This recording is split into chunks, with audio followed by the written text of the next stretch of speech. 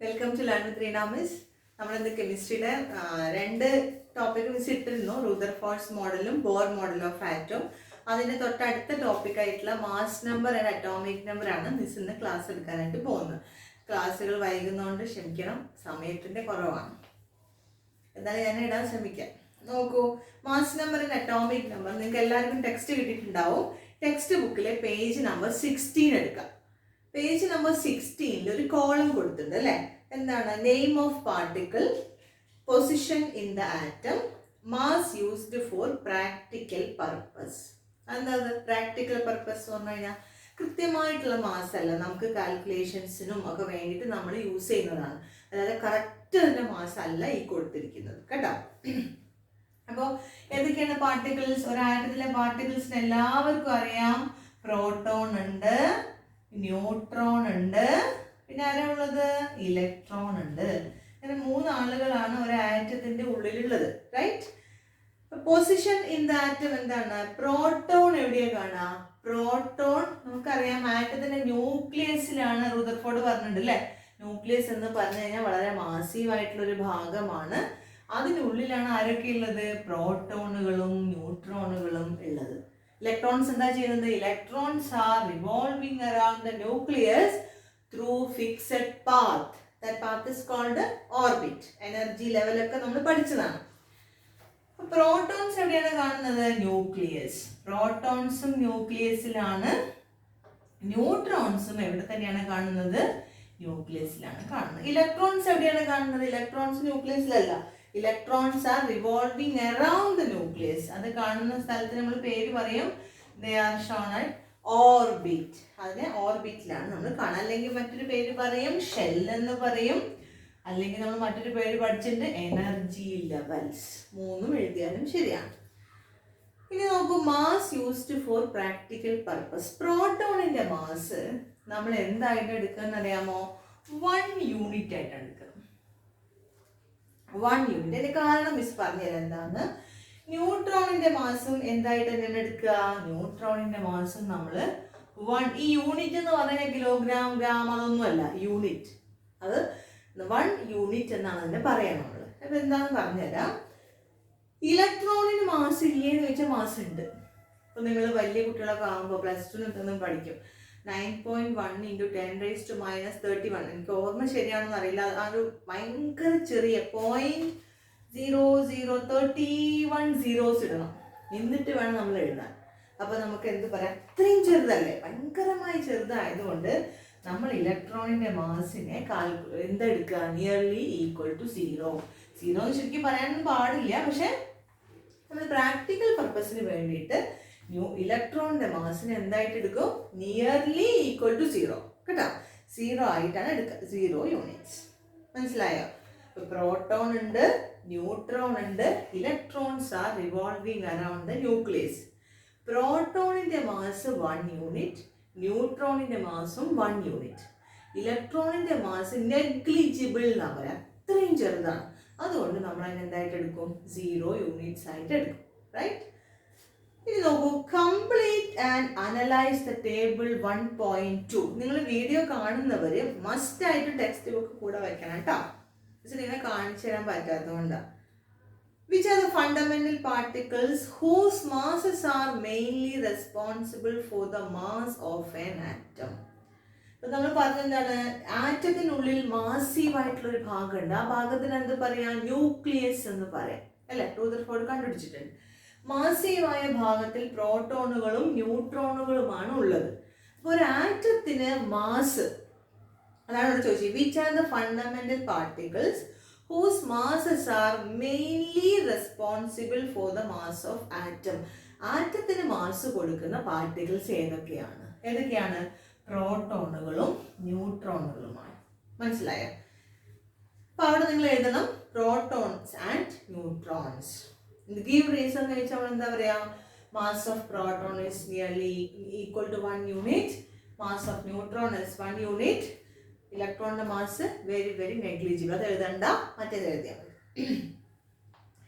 What is the mass of a proton? എത്രയാണ്? 1 unit. What is the mass of a neutron? It is also 1 unit. അടുത്ത ചോദ്യം എന്താണ്? What will be the mass of an atom having only 1 proton and 1 neutron? ചോദ്യം എന്താണെന്നറിയാമോ? ഒരു atom ഉണ്ട്, ആ ആറ്റത്തിൽ ആകെ ഒരു പ്രോട്ടോണും ഒരു ന്യൂട്രോണുമാണുള്ളത്. 1 പ്രോട്ടോൺ ആൻഡ് 1 ന്യൂട്രോൺ. ഒരു പ്രോട്ടോണും mass of an atom having only 1 proton, ഒരു പ്രോട്ടോണും ഉണ്ട് 1 ന്യൂട്രോണും ഉണ്ട്. അങ്ങനെയാണെങ്കിൽ ആറ്റത്തിന്റെ മാസ് എത്രയായിരിക്കും? എത്ര ഉണ്ടാവും mass?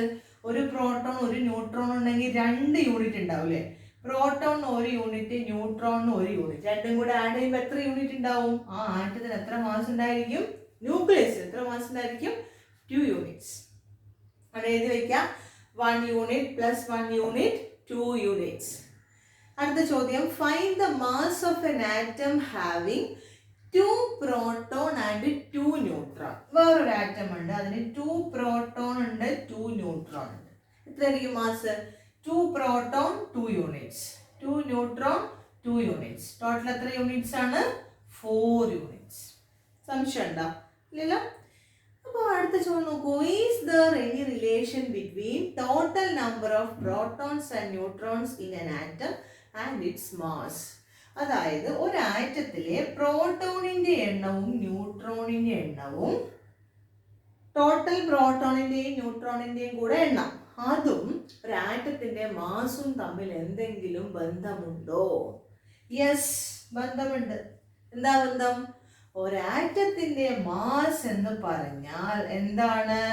Mass of proton plus mass of neutron. ഇവരല്ലേ ന്യൂക്ലിയസിലുള്ളത്? ന്യൂക്ലിയസിനാണല്ലോ മാസ് ഉള്ളത്. ആറ്റത്തിന്റെ മാസീവ് പാർട്ട് ഏതാണ്? ന്യൂക്ലിയസ് ആണ്.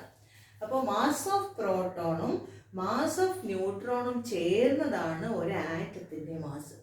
ആറ്റത്തിന്റെ മാസിനെ നമ്മൾ പറയുന്നത് മാസ് നമ്പർ എന്നാണ് പറയാം. എന്താ പറയാ? Mass number. അപ്പൊ എന്താണ് വാട്ട് ഈസ് മാസ് നമ്പർ ചോദിച്ചാൽ നമ്മൾ എന്താ എഴുതുക? Mass number is the total ആദ്യം പറയാം, ടോട്ടൽ നമ്പർ ഓഫ്, നീ ആലോചിച്ച് നോക്കുക, ന്യൂക്ലിയസിലാണ് മാസ് ഉള്ളത്, ആരൊക്കെ ഉണ്ട്? Protons and neutrons. അപ്പൊ mass number is the total number of protons and neutrons. തെറ്റിക്കോ ആരെങ്കിലും? വളരെ എളുപ്പമല്ലേ? വാട്ട് ഈസ് മാസ് നമ്പർ എന്ന് ചോദിച്ചു കഴിഞ്ഞാൽ mass number is the total number of protons and neutrons in an atom. അല്ലേ? എന്തെങ്കിലും ഉണ്ട് പ്രോട്ടോൺ ന്യൂട്രോൺ ഉണ്ടായിട്ട് കാര്യമില്ല. ഒരാറ്റത്തിലെ പ്രോട്ടോണിന്റെയും ന്യൂട്രോണിന്റെയും ആകെ നമ്പറിന് നമ്മൾ പറയുന്ന പേരാണെന്ത്? Mass number. മാസ് നമ്പറിനെ സൂചിപ്പിക്കുന്ന അക്ഷരം ഏതാണെന്നറിയാമോ? It is denoted by a letter. Mass number തെറ്റിപ്പോവരുത്. Mass number is denoted by E. Atomic നമ്പറിന്റെ ആദ്യത്തെ അക്ഷരമാണ് എ, പക്ഷെ എ സൂചിപ്പിക്കുന്ന എന്തിനാണ്? മാസ് നമ്പറിനെയാണ്. ഓക്കെ, അപ്പൊ മാസ് നമ്പർ എ എന്ന് പറഞ്ഞാൽ നമ്മൾ എന്താണ്? Mass number A is equal to number of protons plus number of neutrons. Okay, നോക്കൂ. Is there any relation between total number of protons and neutrons in an atom and its mass? Yes. Yes. Mass number is the total number of protons and neutrons. മനസ്സിലായിട്ടുണ്ടാവില്ല എല്ലാവർക്കും? അടുത്ത ചോദ്യം നോക്കൂ. The total number of protons and neutrons in an atom is called mass number. അവിടെ definition കൊടുത്തിട്ടുണ്ട്, അത് underline ചെയ്യാം, പഠിക്കാം. This is represented by the letter A. മാറിപ്പോയത് മാസ് നമ്പർ നമ്മൾ എ വെച്ചിട്ടാണ് സൂചിപ്പിക്കുക. ഇനി അടുത്ത് നോക്കൂ. You might have understood the position and charge of fundamental particles in an atom. അതായത് ഓരോന്നിന്റെ പൊസിഷനും ചാർജും നിങ്ങൾക്ക് അറിയുമോ? അറിയില്ലേ? പ്രോട്ടോൺ എവിടെയാണ്? ന്യൂക്ലിയസ്. ന്യൂട്രോൺ എവിടെയാണ്? ന്യൂക്ലിയസ്. ഇലക്ട്രോൺ എവിടെയാണ്? ഷെൽ. പ്രോട്ടോണിന്റെ ചാർജ് പോസിറ്റീവ്, ന്യൂട്രോണിന്റെ charge no charge. Neutron no charge, no charge. Electron negative charge. എല്ലാവർക്കും അറിയാലോ ഇത്രയും കാര്യങ്ങൾ. അതാണ് അവിടെ ചോദിച്ചിരിക്കുന്നത്. ഇപ്പം നിങ്ങൾ എന്താ ചെയ്യേണ്ടതെന്ന് അറിയാമോ? ഞാനിങ്ങനെ പറയുമ്പോൾ അറിയാത്തത് ഇവിടെ അങ്ങനെ എഴുതി വയ്ക്കാം. ഞാൻ ട്യൂഷൻ എടുക്കുമ്പോൾ കുട്ടികളെടുത്ത് അങ്ങനെയാണ് പറയാം. ഈ വലിയ സ്പേസ് എന്തിനാണെന്നറിയോ തന്നത്? നിങ്ങൾക്ക് ഇവിടെയുള്ള സംശയങ്ങൾ ടീച്ചർമാർ പറയുമ്പോൾ എല്ലാം ഇവിടെ എഴുതി വയ്ക്കാം. പെൻസിലോട്ട് ഇവിടെ എഴുതി വയ്ക്കുക. അപ്പോൾ നമുക്ക് വായിക്കുമ്പോൾ പെട്ടെന്ന് മനസ്സിലാവും കേട്ടോ. പിന്നെ മുന്നിക്കൊന്ന് മറിച്ചു നോക്കാൻ പോട്ടെ. അപ്പം എന്താണ് അവിടെ കൊടുത്തിരിക്കുന്നത്? which is the fundamental particle of an atom that can be displaced when atoms rub against each other or they undergo chemical reactions with other atom. കഴിഞ്ഞ വർഷം എൻ്റെ ചാനൽ കണ്ടവർക്ക് അറിയാം, അത് നമ്മൾ ഇട്ടിട്ടില്ല, സ്റ്റാറ്റിക് ഇലക്ട്രിസിറ്റി, സോറി. കഴിഞ്ഞ വർഷത്തെ ബുക്കിൽ സ്റ്റാറ്റിക് ഇലക്ട്രിസിറ്റി എന്നൊരു ഭാഗം പഠിക്കാനുണ്ടായിരുന്നു അല്ലേ. What is meant by static electricity? When substances get rub each other, electrons flow from one of the substance to the another one. രണ്ട് സാധനങ്ങൾ തമ്മിൽ നോച്ച് കഴിഞ്ഞാൽ ഒന്നിൽ നിന്നും മറ്റൊന്നിലേക്ക് ഇലക്ട്രോൺ ട്രാൻസ്ഫർ നടക്കും അല്ലേ. ഈ ഇലക്ട്രോൺ ട്രാൻസ്ഫർ നടന്നാൽ ഒരാൾ പോസിറ്റീവ് ആവും, ഒരാൾ നെഗറ്റീവ് ആവും അല്ലേ. ഇവർക്ക് മറ്റുള്ള ആളുകളെ അട്രാക്ട് ചെയ്യാൻ സാധിക്കും. അതിനാണ് നമ്മൾ സ്റ്റാറ്റിക് ഇലക്ട്രിസിറ്റി എന്ന് പറയാം. പക്ഷേ ഈ ഇലക്ട്രിസിറ്റിക്ക് മൂവ് ചെയ്യാനുള്ള കഴിവില്ല, ആ ഉണ്ടായ സ്ഥലത്ത് മാത്രം നിൽക്കുള്ളൂ. അതുകൊണ്ടാണ് നമ്മൾ എന്ത് പറയുന്നത്, സ്റ്റാറ്റിക് ഇലക്ട്രിസിറ്റി എന്ന് പറയുന്നത്. ഇത് കഴിഞ്ഞ വർഷത്തെ കാര്യം. ഇവിടെ ഇപ്പം എന്താ പറഞ്ഞിരിക്കുന്നത്, ആ ചെറിയൊരു കാര്യം നമുക്ക് ഇവിടെ ആവശ്യമുണ്ട്. എന്താണ് പറഞ്ഞിരിക്കുന്നത് നോക്കൂ. Which is the fundamental particle. Fundamental എന്ന് പറഞ്ഞു കഴിഞ്ഞാൽ ഏതൊക്കെയാണ്? Proton, neutron, electron. ആറ്റത്തിന്റെ ഫണ്ടമെന്റൽ പാർട്ടിക്കിൾസ് ആണ് പ്രോട്ടോൺ, ന്യൂട്രോൺ, ഇലക്ട്രോൺ. ഇവരില്ലെങ്കിൽ ആറ്റം ഇല്ല. മനസ്സിലായോ? Fundamental particle of an atom that can be displaced. Displace ചെയ്യാൻ ഒരു സ്ഥലത്ത് നിന്ന് മറ്റൊരു സ്ഥലത്തേക്ക് മാറും. വെൻ ആറ്റം റബ് ചെയ്യുന്ന രണ്ട് സാധനങ്ങൾ തമ്മിൽ, രണ്ട് ആറ്റം തമ്മിൽ റബ് ചെയ്യുമ്പോൾ ഏത് പാർട്ടിക്കിളാണ് ഡിസ്പ്ലേസ് ചെയ്യുക? നമ്മൾ പഠിച്ചത് ഏത് പാർട്ടിക്കിളാണ് ഡിസ്പ്ലേസ് ചെയ്യുക? It is electron. ഇലക്ട്രോൺ മാത്രമേ ഡിസ്പ്ലേസ് ചെയ്യുള്ളൂ. കാരണം മറ്റൊരു രണ്ടാളും ന്യൂക്ലിയസിനുള്ളിലാണ്, ഇവർ പുറത്തേക്കൊന്നും വരില്ല കേട്ടോ. ഇവരെ ഒരിക്കലും മറ്റൊരാൾക്ക് പിടിച്ചുകൊണ്ടാൻ പറ്റില്ല. അപ്പൊ ആകെ ഈ പാവം ഇലക്ട്രോൺ എവിടെയാണ്? ഈ ഷെല്ലിൽ ഇങ്ങനെ കറങ്ങിക്കൊണ്ടിരിക്കല്ലേ.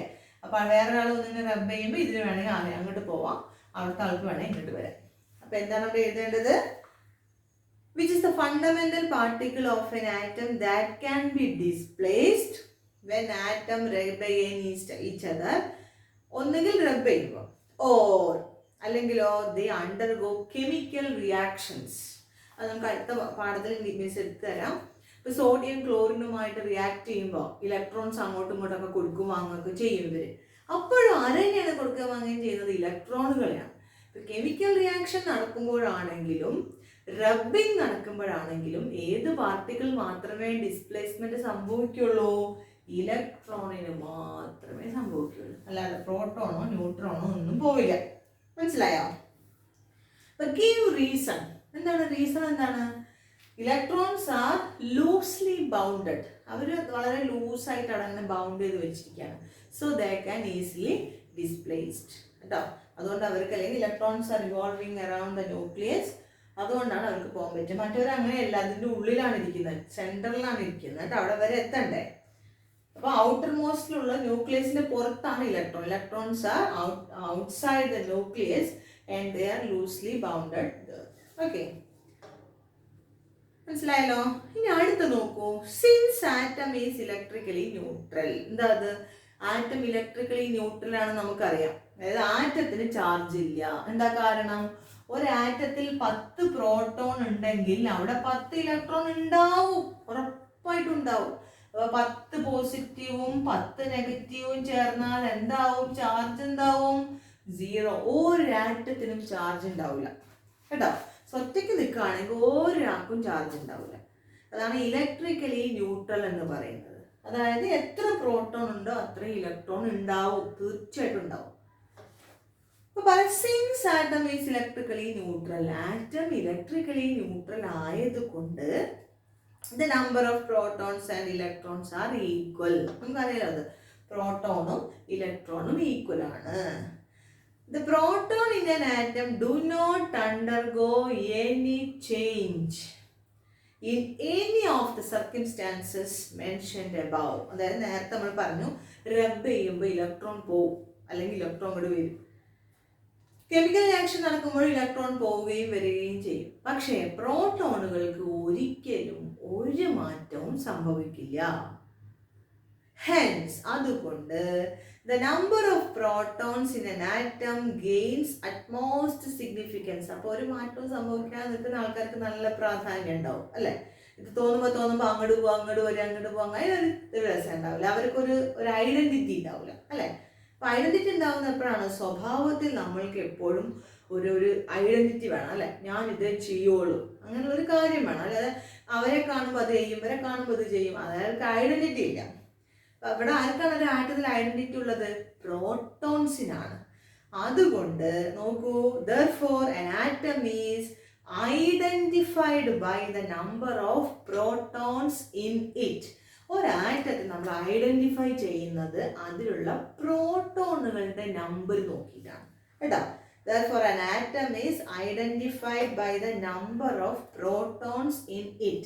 10 പ്രോട്ടോൺ ഉള്ള ആൾ ആരാണ്? അത് നമ്മൾ ഐഡന്റിഫൈ ചെയ്യാണ്. 8 പ്രോട്ടോൺ ഉള്ള ആൾ ആരാണ്? അവരത് മാത്രമേ ഉള്ളൂ. പക്ഷെ 8 ഇലക്ട്രോണുള്ള ആൾക്കാർ കുറേ ഉണ്ടാവും. കുറേ ആണ് അങ്ങോട്ട് പോയി ഇങ്ങോട്ട് പോയൊക്കെ വന്നു കഴിഞ്ഞാൽ വ്യത്യാസം ഉണ്ടാവും. പറഞ്ഞുതരാം കൃത്യമായിട്ട് എങ്ങനെയാണെന്നുള്ളത്. അപ്പോൾ നമ്മൾ മനസ്സിലാക്കേണ്ട കാര്യം എന്താണ്? ഒരു ആറ്റത്തിൻ്റെ ഐഡന്റിറ്റി എന്ന് പറയുന്നത് അതിലെ പ്രോട്ടോണുകളുടെ എണ്ണമാണ്.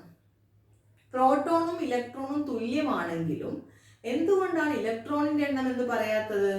ഇലക്ട്രോൺസ് അണ്ടർഗോ ചേഞ്ച് അല്ലെങ്കിൽ ഡിസ്പ്ലേസ്മെന്റ് അല്ലേ. Electrons get displaced when atoms rub each other or when an atom take part in a chemical reaction. Chemical റിയാക്ഷനിൽ പങ്കെടുക്കുമ്പോഴോ പരസ്പരം റബ്ബിംഗ് നടക്കുമ്പോഴോ എന്ത് സംഭവിക്കും? ഇലക്ട്രോൺസിന് ഡിസ്പ്ലേസ്മെന്റ് നടക്കും. ഇലക്ട്രോൺസിന് ഡിസ്പ്ലേസ്മെന്റ് നടന്നു കഴിഞ്ഞാൽ ഇലക്ട്രോൺസിന്റെ എണ്ണത്തിൽ മാറ്റം ഉണ്ടാവും. അപ്പൊ അതുകൊണ്ട് ഇലക്ട്രോണുകളുടെ എണ്ണത്തെ അല്ല നമ്മൾ പറയാ ഒരു ആറ്റത്തിന്റെ ഐഡന്റിറ്റി എന്ന് പറയുന്നത് എന്താണ്? ആ ആറ്റത്തിലെ പ്രോട്ടോണുകളുടെ എണ്ണമാണ്. ഈ പ്രോട്ടോണിന്റെ എണ്ണം ഐഡന്റിറ്റി ഒക്കെ ആണല്ലോ. അപ്പൊ നമ്മൾ അതിന് എന്താ പറയാന്നറിയാമോ?